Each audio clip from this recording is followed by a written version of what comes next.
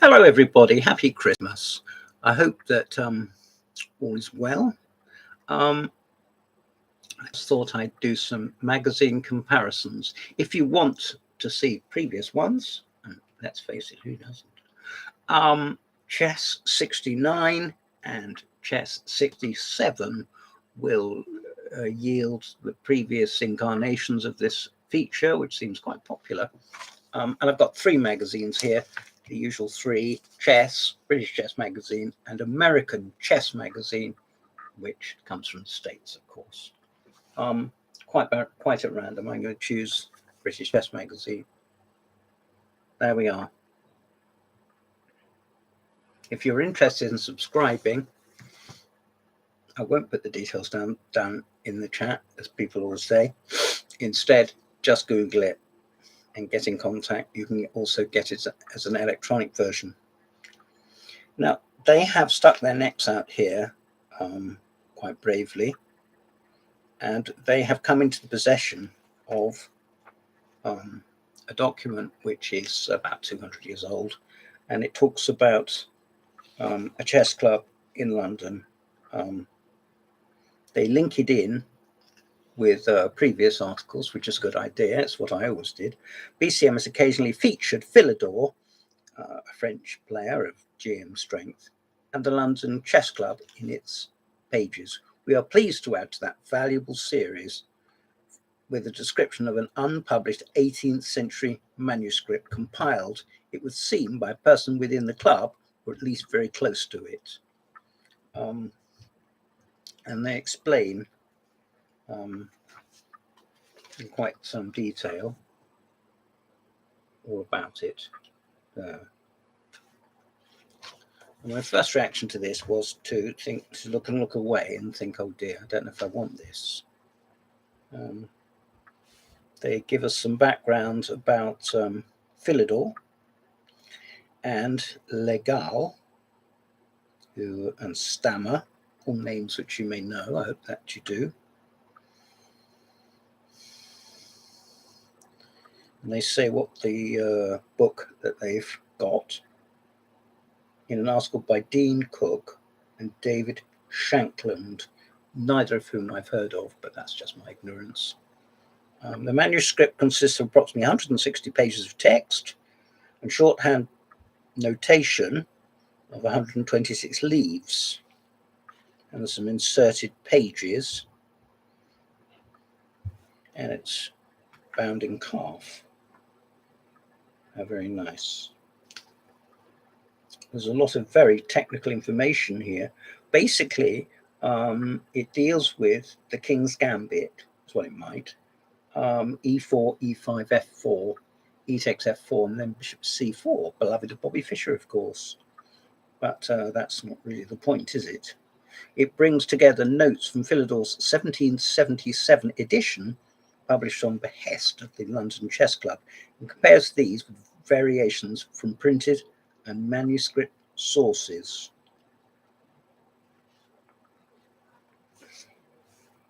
And they talk about the provenance, in other words, they claim to originality and genuineness. Who wrote the manuscript? Some discussion. Richard Penn. You find no record of chess from Penn, FRS, presumably fellow of the Royal Society. And it mentions various works that he did contribute to or wrote. He also talks about the Barwells, of whom I've never heard, but that's just me again, once again. Doesn't mean anything, you shouldn't read anything into that. Alas, none of this leads are conclusive. In the end, we cannot be sure whether the author is Atwood, Penn, or another yet unidentified scribe. What I would say is Atwood was fairly well known, and I've several of his games, I think, without referring back, on record, and he played against Philidor, there's no question. This is, they throw their hearts open, all comments and advice most welcome. And that, coming from the British Chess Magazine, is quite a statement, and I think that shows a pleasant, low-key honesty, which perhaps we should applaud. The next article is coming up to date now, is the ladies' candidates. FIDE have been punching right and left with their organizational, what should we say, their organizational abilities, plans, putting people in little groups and sorting out who the best players are to play against the world champion for the ladies' title. I think, on balance, this is rather good. I don't see any reason to consider it otherwise. Obviously, I hope that many federations, I mean, FIDE are prone to saying, that everybody's going to have a chance, and then, understandably, quite a few people don't have a chance because they just really aren't good enough, are they? So it shows pictures of the ladies who are playing off for qualification. There we are. There we are. Let's keep it nice and simple.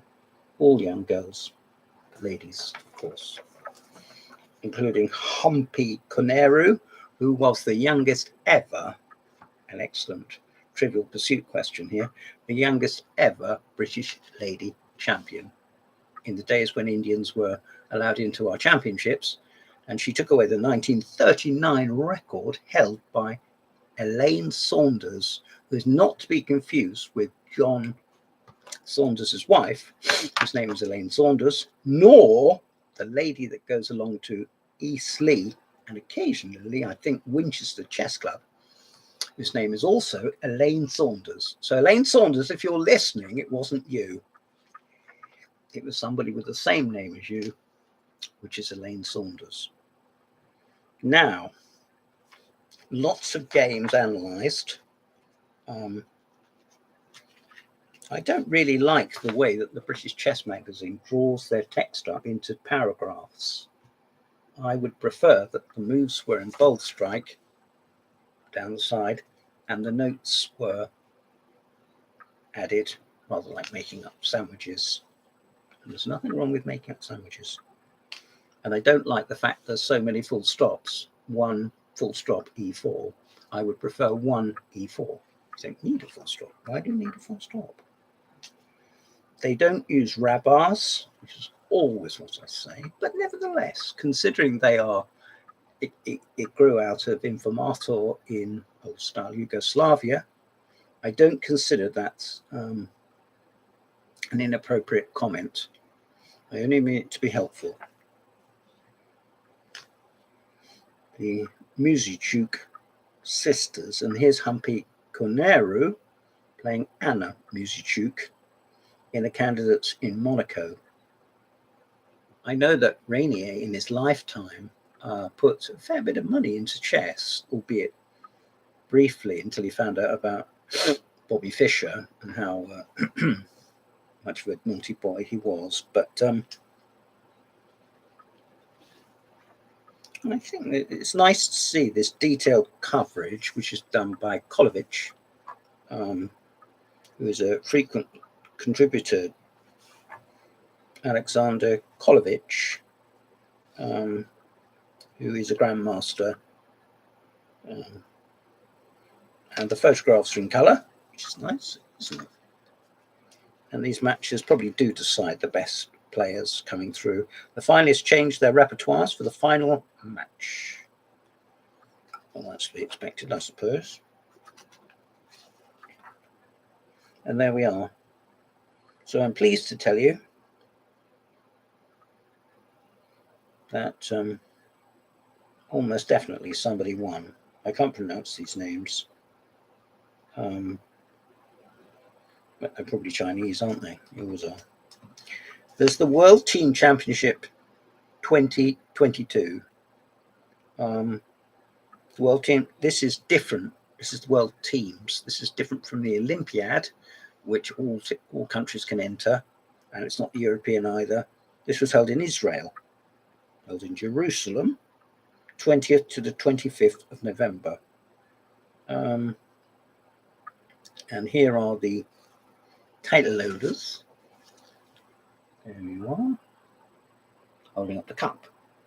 And there's an hand who wasn't the winner, but he's standing there because he wants to. And there's the FIDE president, and there's the Chinese team, I think. The event is very far from prestige of the Olympiad, and lots of teams send second or third tier players to participate. I'm not sure that they should do that because in a way it invalidates it.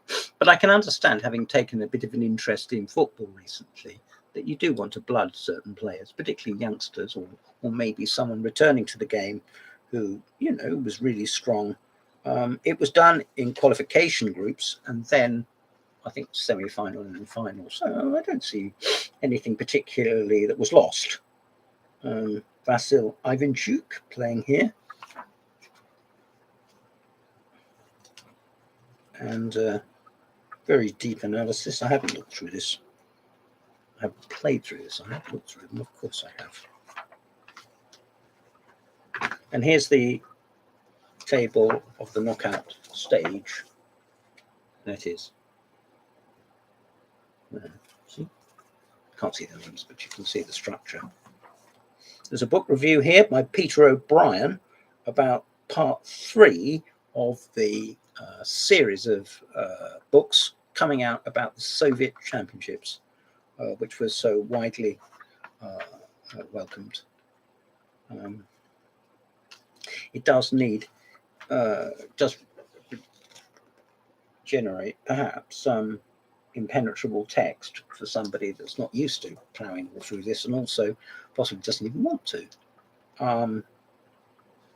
I would recommend looking at it, but I mean, here, for example, is a picture of Sammy Reshevsky, taken at probably siege in 1970, and he's mentioned in the text playing against Botvinnik in 1945 or something, so I don't really know why I want a picture of that. Here's Botvinnik and Capablanca at The Hague. And here's a chess set, in case you haven't ever seen one before. The chess set with the text, "The Battle on Ice Chess Set, commemorating Russia's victory over the Teutonic Knights in 1242, presented as a gift to Stalin." Well, you couldn't get a nicer person than that, could you, to get a picture, to get a prezi? There it is. I would assume, given the depth below the board itself, the playing board, I would think probably that the pieces are stored in there, and it may even be that they've got their own little compartments. But if they haven't, well, they could go in there anyway. There's a book review by somebody called James Pratt. We'll pass over that. The next thing is Openings for Amateurs, The Freddy Krueger Attack, by Pete Tamburo. And he goes over a game played in the 2022 British Championships, which involves H4 at move 3, I think, or someone. And he harks back to something played by Hans Berliner, who was American and a postal world champion, I think, wasn't he?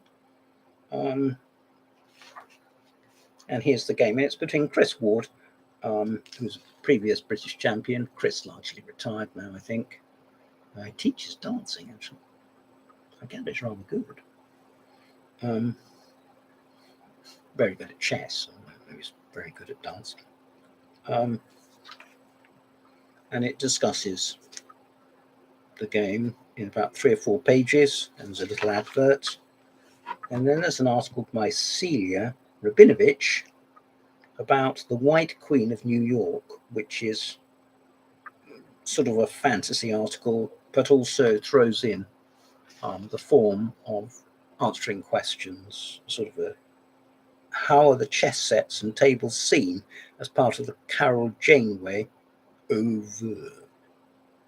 The chess sets are part of her expansion in 1943 into glazed cast slipware and ceramic sculpture, which includes doorknobs, I've been noting this down, doorknobs, jewellery, statuettes, in addition to chess pieces, all wholesales to Gorg Jensen Inc. The press initially depicted her as a hand decorator of tiles and designer. Nothing wrong with tiles. I'm very interested in them myself. Tiles, fireplace surrounds, trays, and tables. She started distancing herself from, oh no, that's awful, from Jensen's in 1945 when she designed and produced gaming tables for chess, backgammon, and checkers, all of which she sold from her East 8th Street studio. It looks to me like she thrived, doesn't it? Really? I mean, if she could increase her productivity right on the end of the Second World War, when America was, relatively speaking, getting into a very high gear. What more can you tell me about Carol Janeway's artist-designed chess sets? Her chess sets are modernist, mid-century ceramic sculptures executed in a small scale. There's a picture of the good lady herself examining a piece which has come from the kiln. I'm not very interested in this sort of thing, but that's just maybe. It's nice that it's given space. The Imagery of Chess Revisited exhibition, it mentions, in 2005.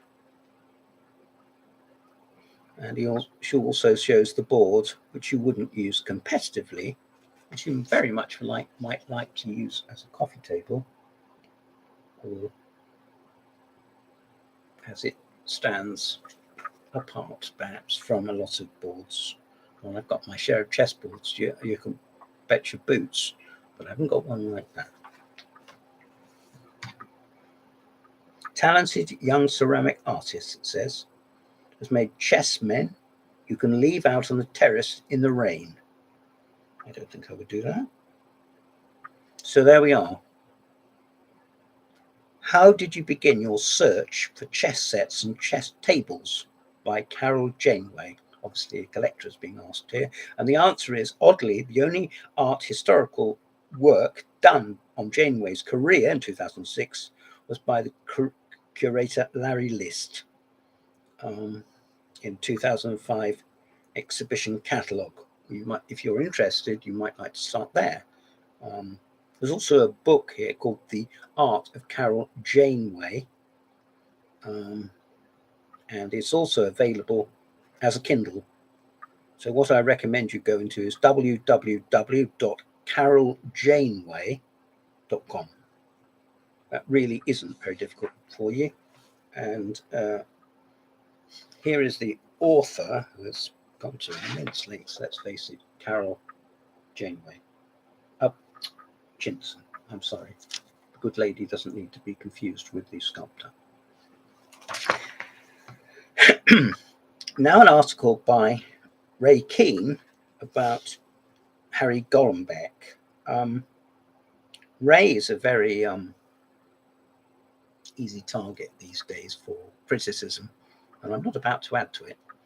He goes through his game, which I knew prior, against Robach, and he draws comparisons with the writing of Golombek, his reaction to the writing of Golombek, and he shows some notes which possibly, knowing Ray, possibly bits and bobs of them I've seen before, but that's maybe. There's also a game against Mr. P.L. Rowe, of whom I've never heard, and a game played in 1967 in the SCCU Championships, which Ray won. He won the championship. He won the game. I don't know if he won the championships. This is Quotes and Queries, which is a very long established section of British Chess Magazine, and it is by Alan Smith, a very kind man. He was very kind to me when I was the editor. And it gives some games against Percy Wenman, who I think Mike Sheehan told me came from Bath.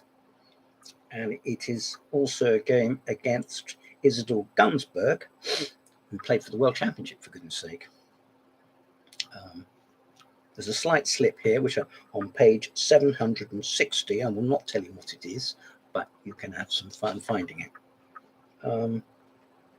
It also recommends the book Chess in Art, which I've got a copy of and I'm not about to show you, which I didn't entirely like, but nevertheless, that's just me. But there it is. And if you want one, if you want a copy, see some sample pages or what you will, www.chessinart, all one word, chessinart.com. Now we come into Problem World, which is by Grandmaster Christopher Jones. Christopher Jones was a contributor to columnist, the British Chess magazine when I was doing it, and he's a great guy. And he presents 4 positions, all by very, very familiar people, like David Shire and Michael Lipton. And one from the USA, Stephen Dowd, who I haven't heard of, and one from Lubomir Ugrin from Slovenia, which is helpmate in 9. Which I can't help thinking is, yes.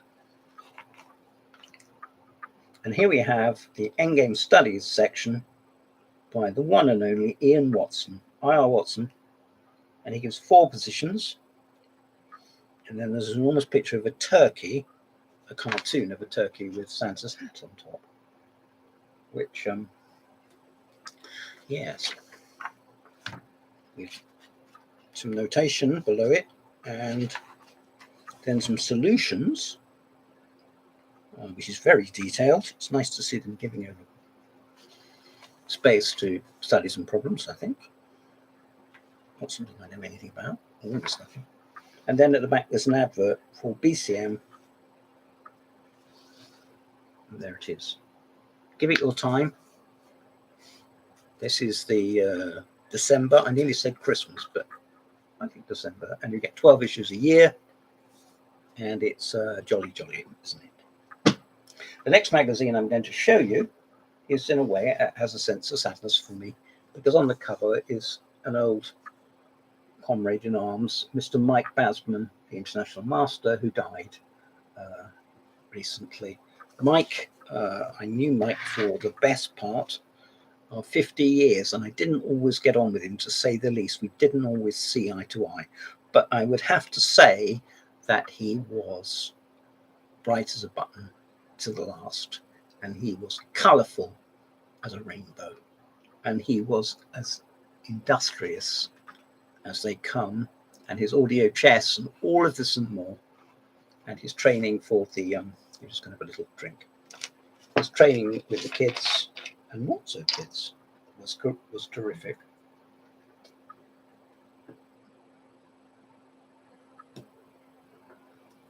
Ray King went so far as to say that he was the most important person in British chess. Well, whether he is or whether he isn't, I don't know. But Mike, he would have been proud. This is, let's get this accurate. This is volume 87, number 9, December 2022. And the cover price for this is £5.95, which is not high in my opinion. The cover price for the British Chess magazine, by comparison, is £5.50, and they haven't put this up for a while. I think £5.50 seems a little high. I think £5.95 for this seems about right. And the American one, I can't do conversion quickly in my head from dollars to pounds and back again, but we'll deal with that in a minute.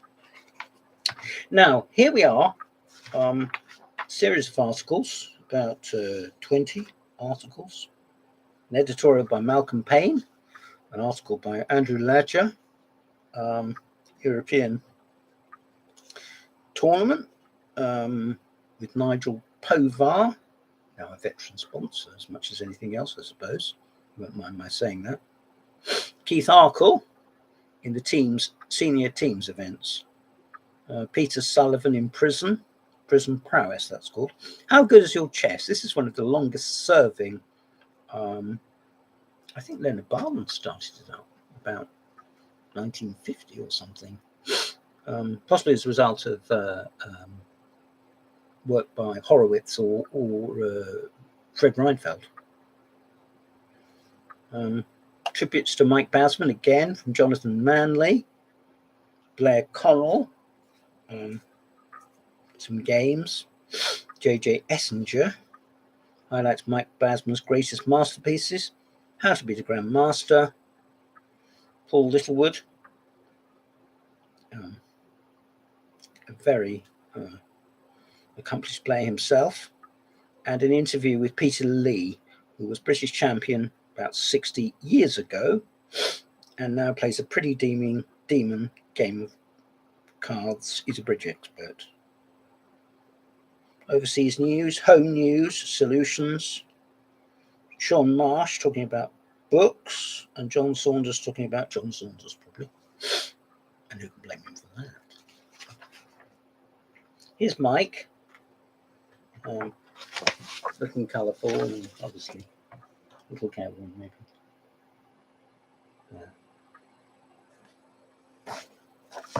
And they show his game against Tal, which was of words. 1F4, and then he writes his notes, now that Larson has shown that such a move is playable. Well, it's only playable if you know what you're doing, and Mike did know what he was doing. There's Mr. David Howell. And then they pass on to talking about all this cheating business, which I'm not going to go into. And here we are, Mr. Ledger, the Ledger triplets. Oh, triplets. There they are. There was the venue anyway. Looks like a model, doesn't it? Andrew Ledger and 4 English teams discover that the hills can be alive with the sound of chess when the European Club Cup rolls into town. So, Julie Andrews, eat your heart out.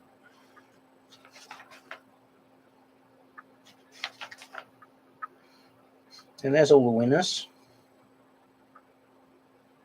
And this is an enormous advert for Quality Chess, who continue to produce quality books, don't they? Here we are, England veterans winning the European Championships 50 plus. And they did the double in Dresden, picking up the European title too, as I indicated earlier. And here are 1 or 2 people, some of whom may be known to me: Glenn Fleer, John Ems, Mark Hebden, Keith Harkle, and the one and only Chris Baker. And here's the article about chess in prisons, which surprisingly isn't written by Carl Portman. And here's Daniel King going over a game from the US Championship, I think.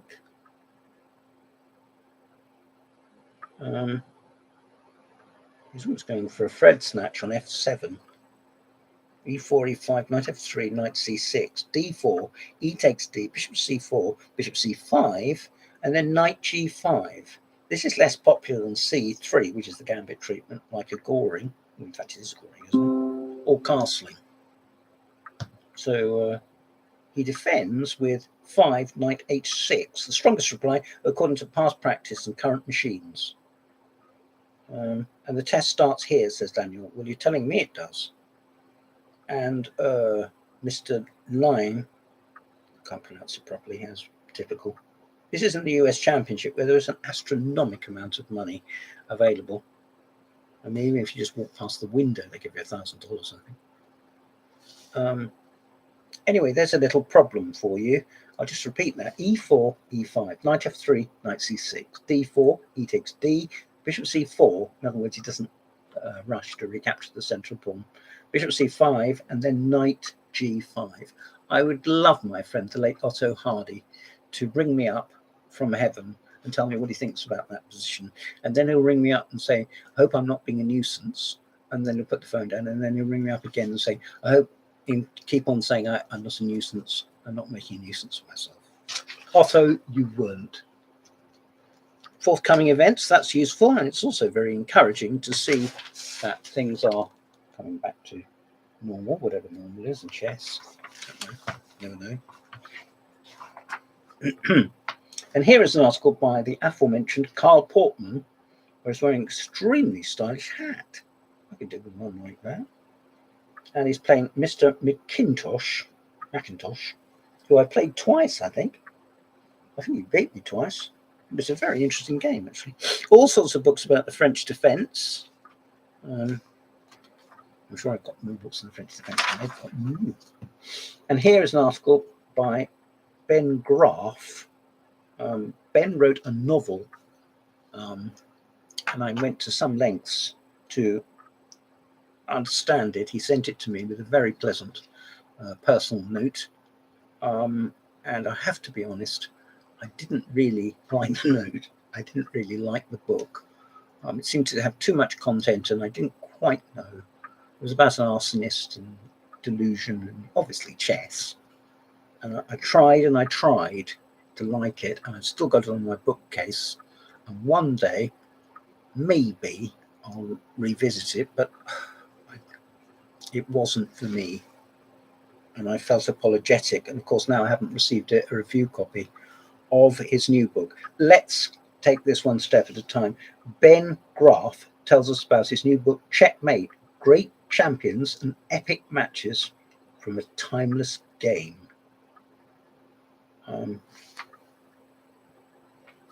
This is not an easy project for anybody who sets out to talk about the history of chess. Here are some stocking fillers. They say Sean Marsh has some handy tips what you might like to request for Christmas. I won't go through these because you can find the magazine yourself. An article, a book about Petrovs, a book about the rivalry between Alekhine and Capablanca, which in a way was never resolved after 1927, and neither of them, I think, really were that well. Alekhine was hitting the bottle, and Capablanca, well, I don't know, he wasn't hitting the bottle, but he was to die very young. They both didn't make old bones, did they? A book about exchange sacrifices. I've seen bits of this already.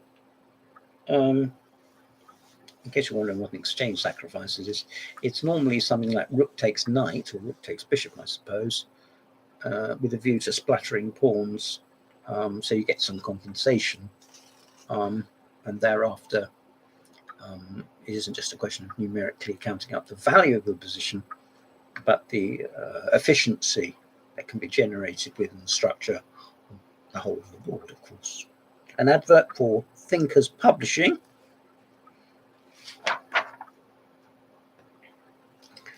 The game, which I remember at the time, B is for Basman, and there's Michael.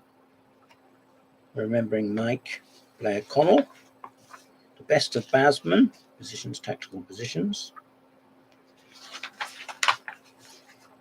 Michael outside Somerset House, I think. Yes, I was right. That was what's spotted. With David Howe, who's now David there, a young man, and now Grandmaster.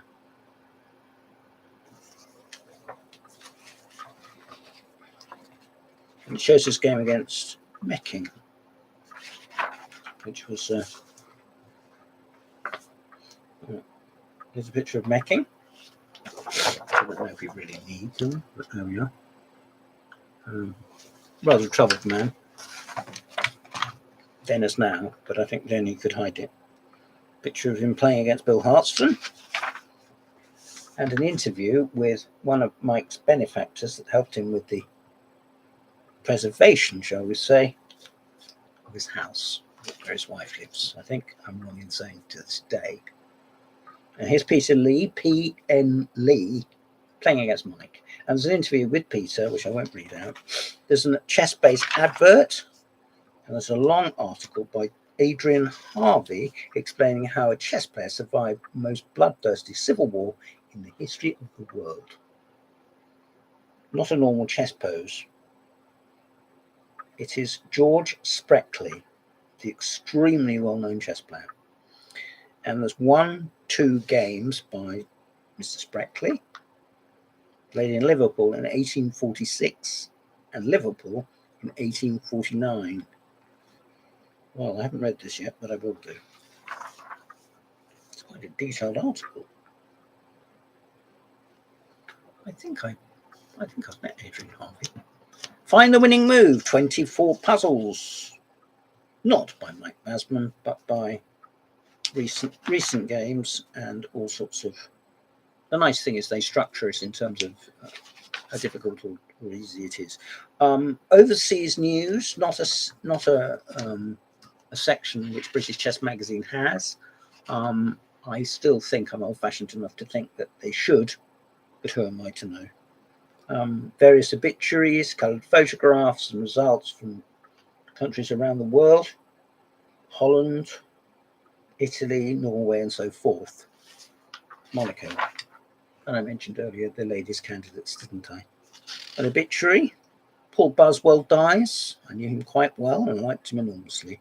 He helped me a lot when I was starting out in journalism. Paul, I hold up my thumb in a corny way.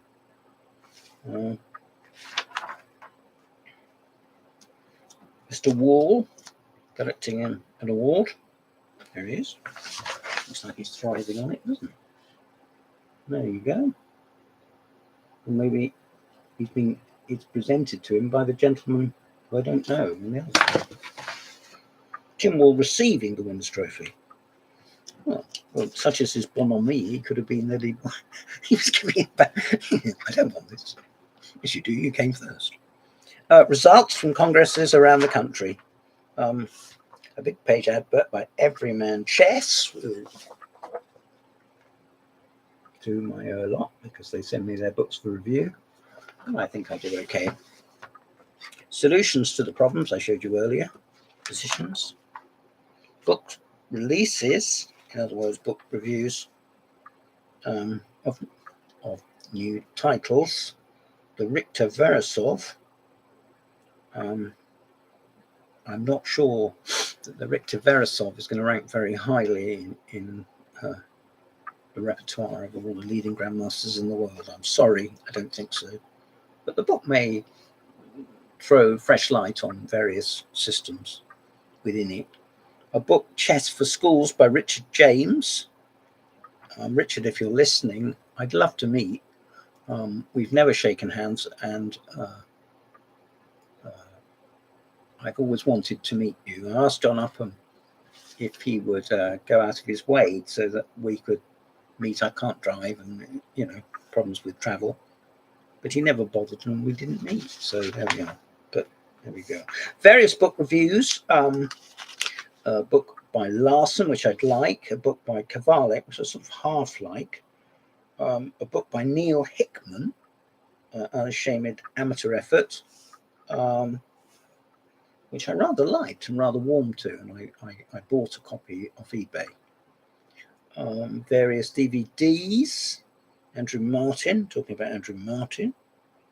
The Modern Nimzo Indian by Igor Lice or somebody. Let's see what's the difference.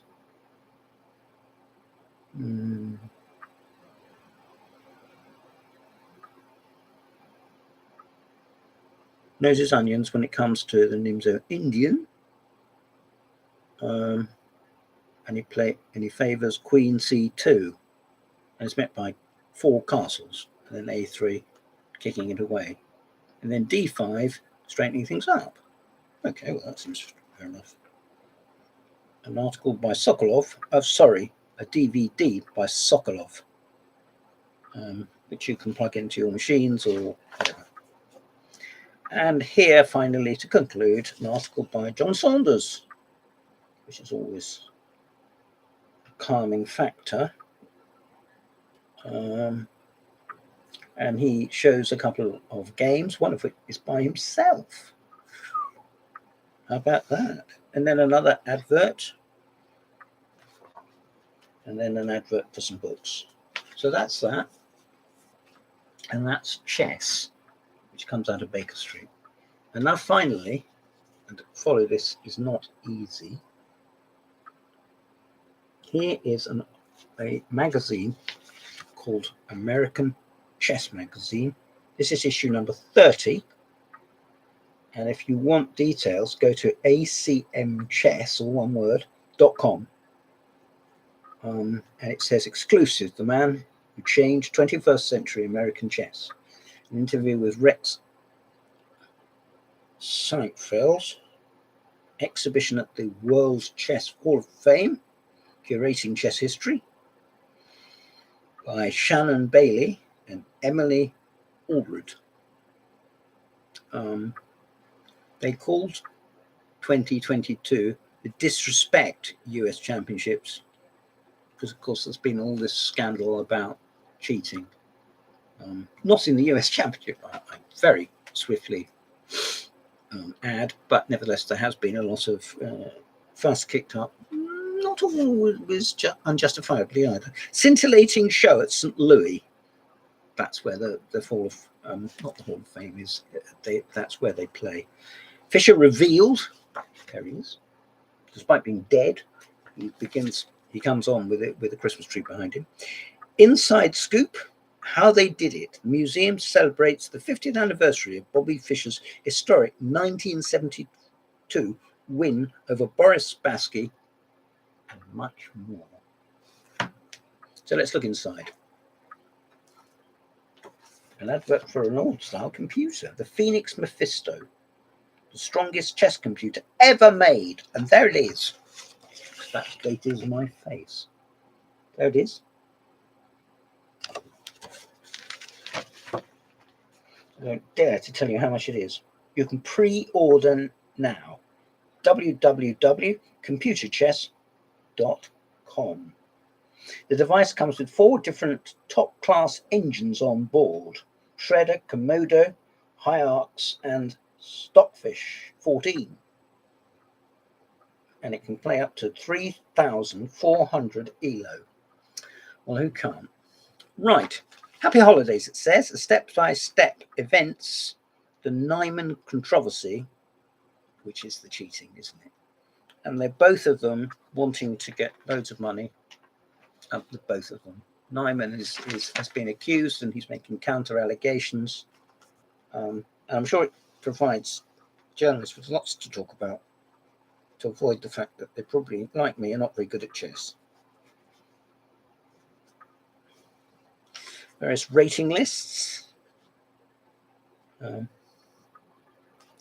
top 10 players in the USA, the top 10 women players in the world, and the top 10 men players, the top 10 players in the world, and the top 10 women players in the US of A, which is headed by Irina Krush. Irina came several times to England, actually. I wouldn't hold that against her, though, would you? Here's a letter from the editor, so it's an editorial.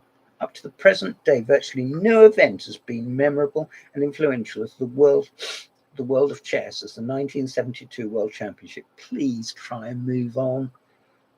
Played between, in case you didn't know, Bobby Fischer and the Soviet Boris Spassky. I'm surprised it doesn't say communist. And talks about the retrospectives, which is fair enough. I mean, they can have those, but I don't know if that's highlights the new generation of young players. Now, this is where I feel some real quality exists. Spark and originality. Mr. John Burke, one of the youngest grandmasters ever.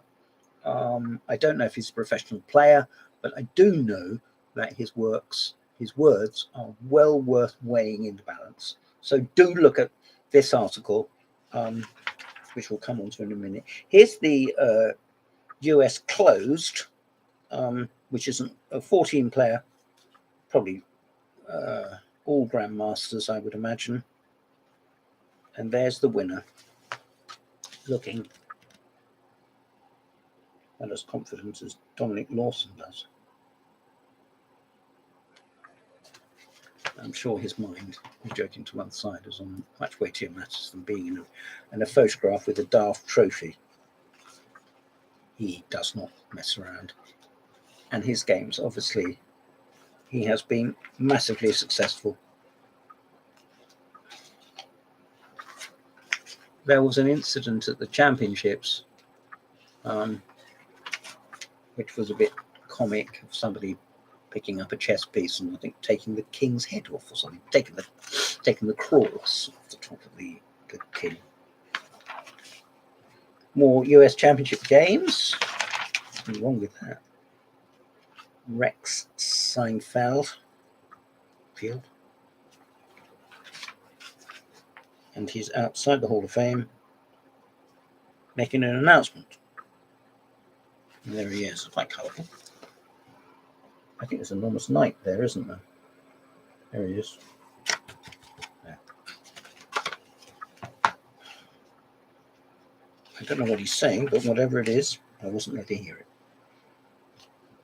They're talking about Emily Allred, who is the chief curator.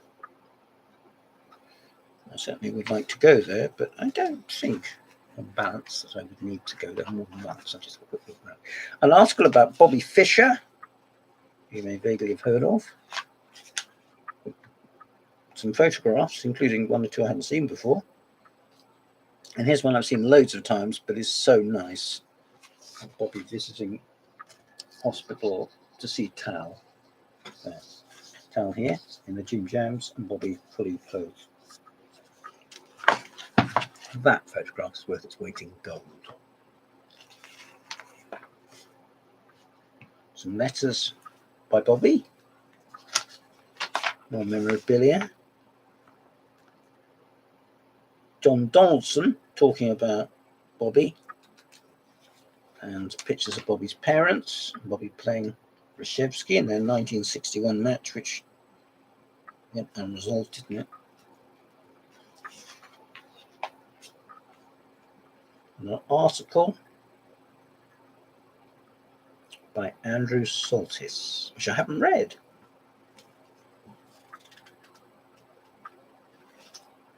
He says that we hated being king. He said that about Petrosian, and now he's saying it about Spassky. Well, neither of them are to be blamed in that regard. It's just a turbulent time. There's a lot of pressures on them. I'm sure Botvinnik, Alekhine, Capablanca, and Lasker definitely would echo these comments. Here's the article which I count as so valuable by John Burke about the junior stars of the US of A. I'm going to show you that because it's well worth highlighting. There it is. There it is. John Burke. Photographs, colour photographs, annotated games.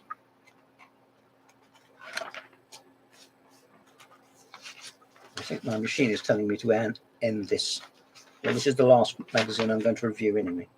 Article about the Carlsberg pawn structure, which is in the Queen's Gambit, declined, I think. A photograph of Sallow Floor, Max over, and of a lady. Remarkable recent games. That's the spirit. The US Ladies Closed, which is a 14-player or play all. It'd be grueling even to sit there and watch it, I should think. The Eternal Struggle by Alex Fishbein in Endings. There is enormous quality here. My goodness, there is.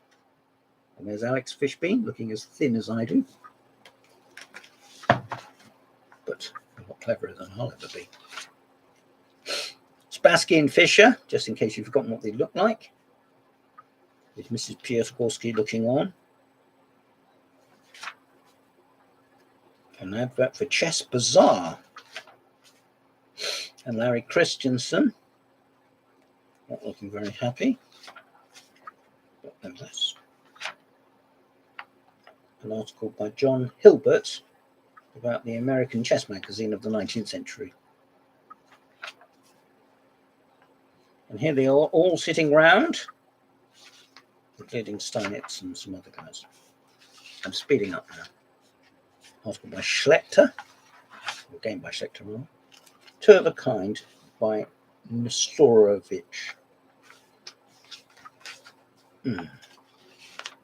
Article about Iranian, who's got even more colourful shirts than I've got. That's saying something. See that? I bet that didn't cost him Tim P. I always find when I get nice design shirts and you take them off the rail and they're sort of silk or something, you don't want that. I want nylon maybe, or cotton. Cotton, Yeah, that's what it was. Some international news here, some cross tables. It was good to see that. The one and only John Edwards, for whom I have massive respect. Computers man. Chess quotes. Some book reviews by Carsten Hansen. He sort of uses a stars system, which is quite good, isn't it, really? And he talks about the recent publications and an interview by Raymond Keane, OBE Junior World Vice Champion in 1967. I don't know what vice indulged in. The second Englishman to become a chess grandmaster in 1976, Officer of the Most Excellent Order of the British Empire, chess correspondent, organizer, fundraiser, writer, author of 205 books on chess. Well, Ray, if you are the author of 205 books on chess, I throw down the gauntlet for you to prove it to me and to tell me the titles, because I'd be very interested, but I'm not saying this in a destructive way. And he talks about flank openings and his life, which isn't necessarily that easy. And here's an advert for McFarlane.